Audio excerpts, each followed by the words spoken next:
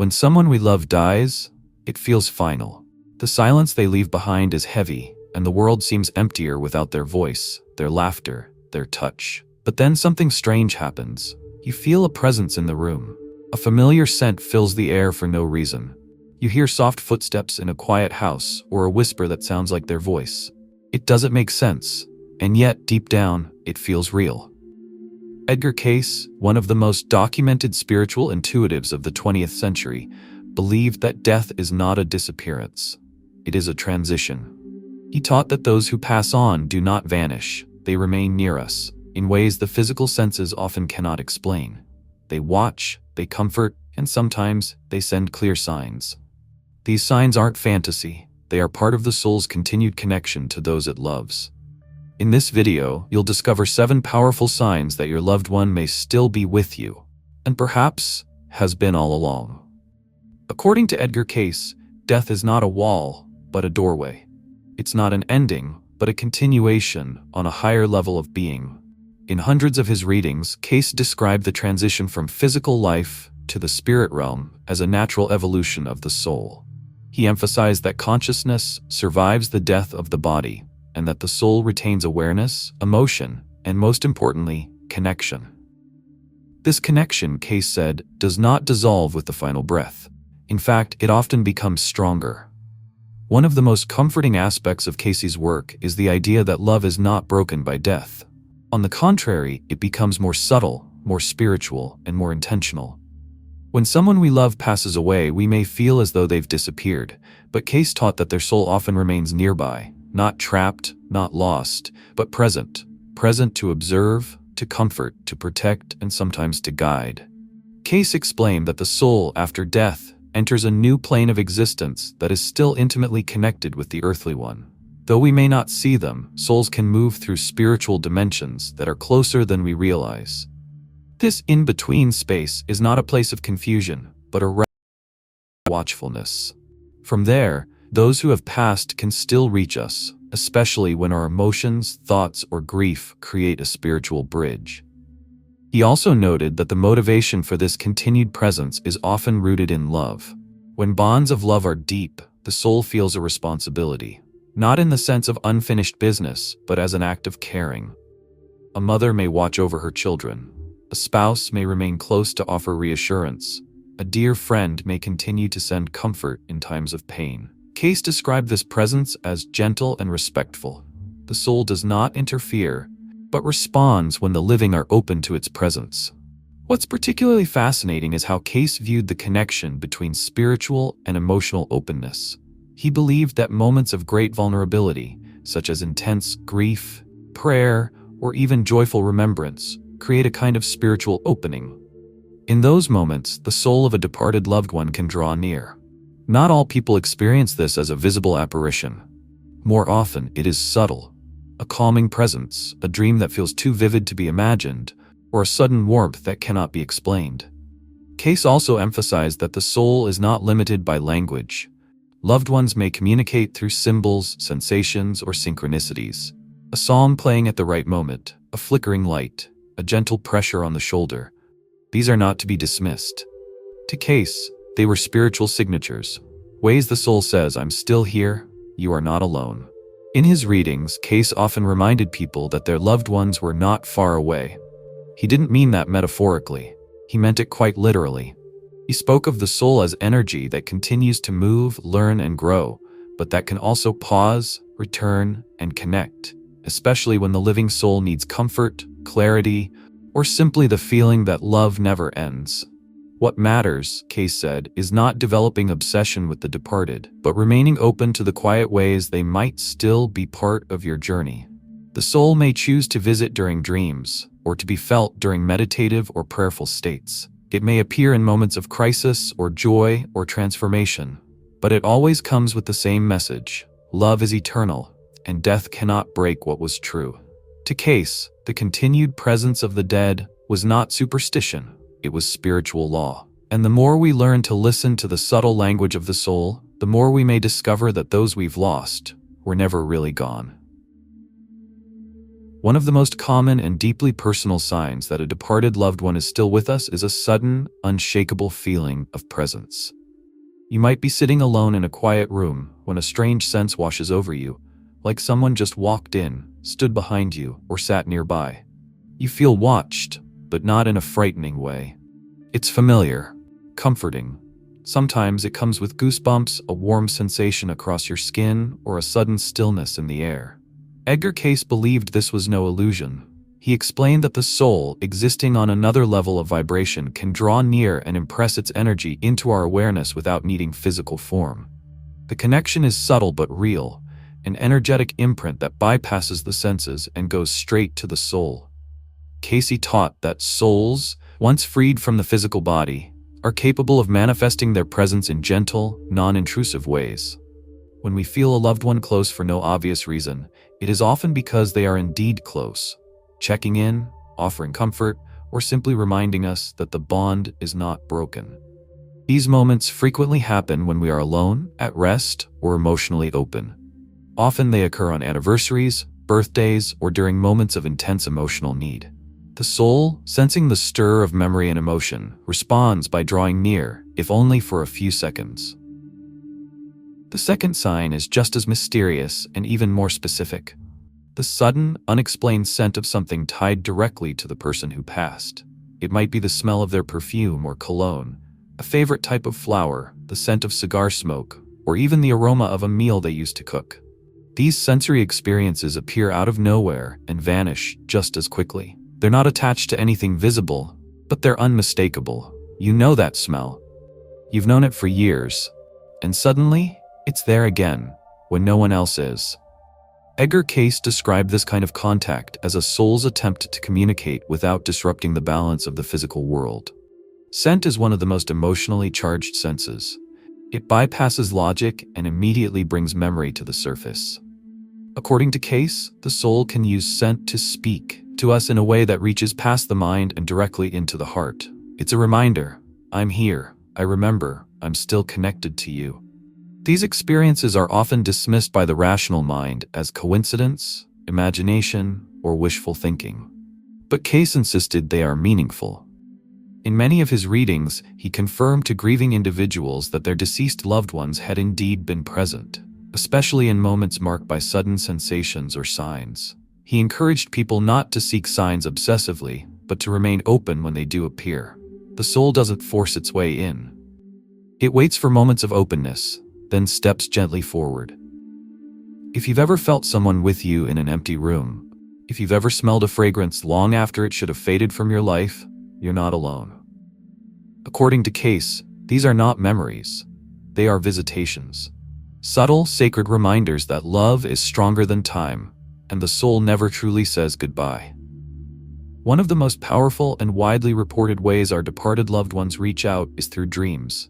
Edgar Cayce believed that sleep offers the most direct access to spiritual communication, as the conscious mind is quiet and the soul is more open.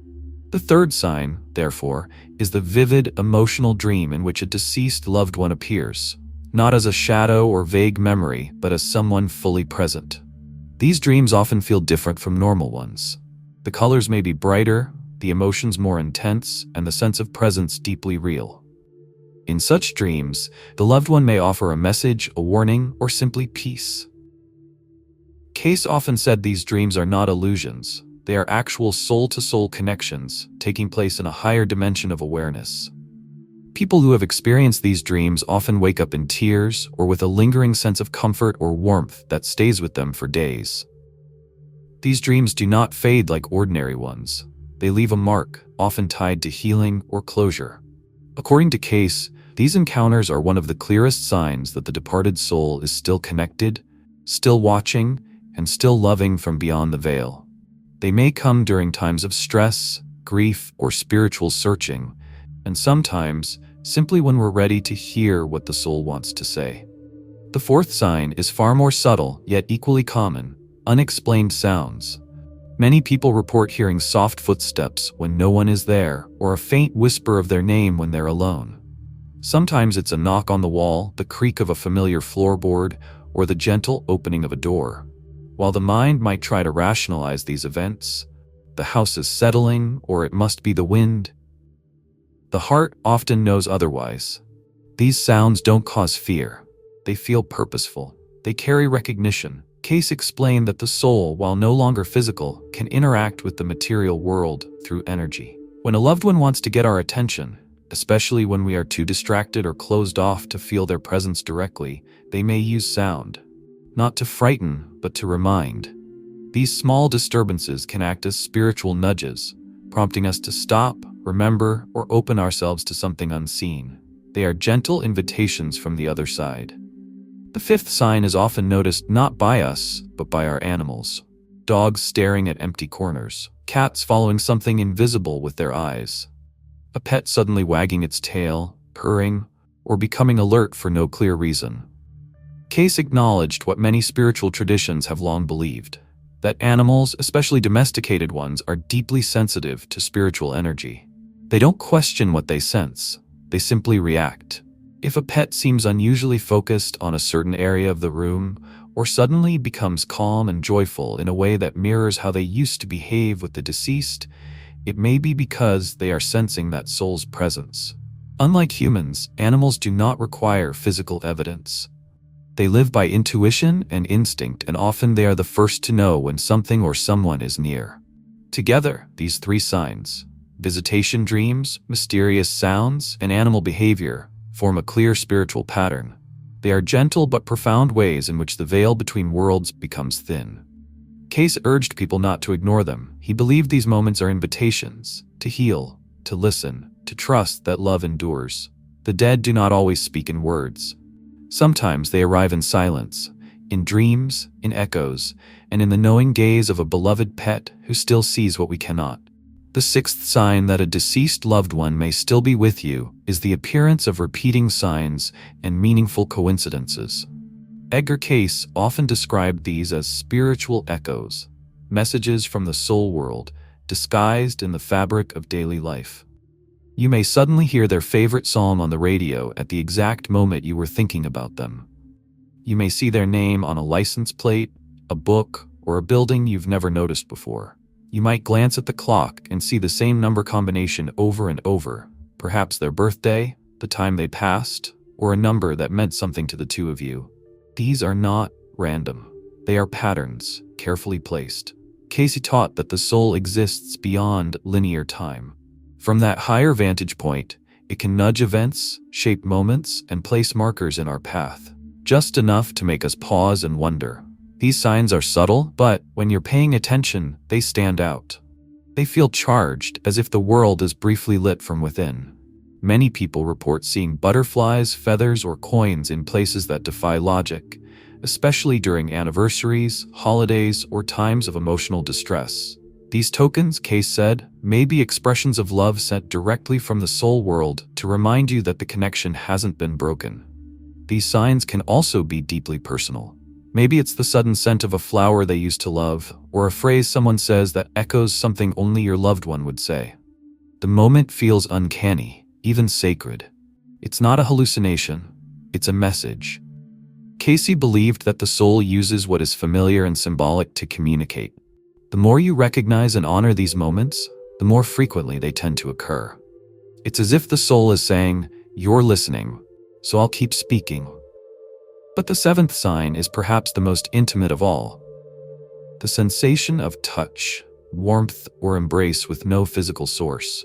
Many people describe moments when they felt a gentle pressure on their shoulder, as if someone laid a hand there with reassurance. Others speak of a sudden warmth wrapping around them, like an invisible blanket. Some even say they felt a hand in theirs, a soft caress on the face, or an embrace that flooded them with peace. These moments are often accompanied by a sense of calm so profound, it brings tears without sadness. Edgar Cayce regarded such sensations as real contact, moments when the soul reaches across the veil not through words, but through vibration and energy. He explained that love itself is a force, and when focused through intention, it can become tangible. The soul, now unbound by a physical body, learns to express presence through the subtlest channels. You may not see them, you may not hear them, but you feel them in your skin, in your heart, in your entire being. These encounters often come when you need them most, after a breakdown, during a painful decision, or in a moment of deep solitude. The soul senses that ache, that longing, and responds in the only way it now can, through light, through presence. Cayce believed that this form of contact was among the most sacred because it requires no words, no proof, just trust. Trust in the bond that was built not by time or circumstance, but by love. Together, signs and sensations form a powerful language, a dialogue between realms. The departed are not gone. They walk with us in quiet moments, guide us with gentle nudges, and wrap us in invisible arms when we think we are alone. Cayce's message was clear. Love survives. The soul survives. And those we've loved are never far. All we have to do is notice and believe. When we begin to notice signs from the other side, those sudden feelings of presence, the vivid dreams, the unexplainable scents, or the soft touches, we're often left with questions. Is this real? Am I imagining it? What am I supposed to do with this? Edgar Cayce's answer was clear and simple. Accept it. Don't analyze it away. Don't run from it. And above all, don't fear it. These signs are not tricks of the mind. They are sacred communications from a soul that still loves you, still sees you, and still walks beside you in ways that transcend physical boundaries. Cayce believed that our ability to receive such messages is tied directly to our willingness to believe in the continuity of life. The more we open our hearts, the more we acknowledge that love is not broken by death, the more likely we are to experience these moments not as eerie or strange, but as beautiful and deeply meaningful. Fear and skepticism close the channel.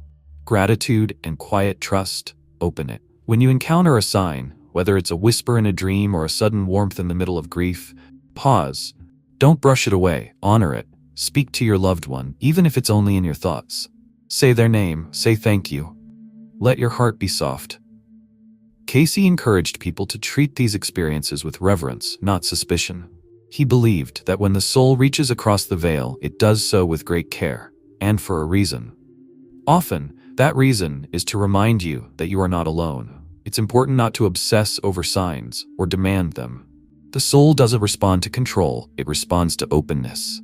The more we try to force a connection, the more elusive it becomes. But when we are still, when we are sincere, when we are truly listening, these moments come like whispers on the wind. Not loud, not theatrical, but unmistakable to the one who is ready to receive. Cayce also warned that ignoring such signs out of fear or doubt can prolong our own grief. Not because the soul will stop trying to reach us, but because we shut the door on healing. These signs are gifts. They are not meant to hold us back in sorrow, but to gently move us forward with hope, with the understanding that death is not the end of relationship, but a transformation of it. For thousands of people around the world, these signs have been lifelines. They've helped people grieve, forgive, reconnect, and find meaning again. They've turned unbearable loss into quiet faith. Cayce's readings are full of stories where people received comfort from beyond, small signs that changed their entire view of life and death. These weren't special people. They were ordinary souls, just like you, who chose to trust the language of the heart. So how should you respond when you sense a loved one near? With love, with presence, with the courage to believe that the soul you loved still exists and still cares. You don't need rituals or complex practices, you only need sincerity. Sit in silence, light a candle, speak a prayer, smile at the memory, say thank you, that's all.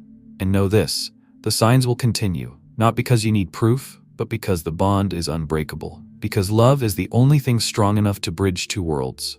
And because your loved one, wherever they are, wants you to keep living, not with despair, but with depth, not in fear, but in faith. In the end, Edgar Cayce's message was not one of fantasy, it was one of grounded spiritual truth. Those who have passed are not gone, they are changed. They live in another room of the same great house. And sometimes if you listen closely enough, they still call your name. Have you ever felt the invisible presence of a dead person in your life? Write in the comments. If you liked the video, please like it, and don't forget to subscribe to the channel. See you soon.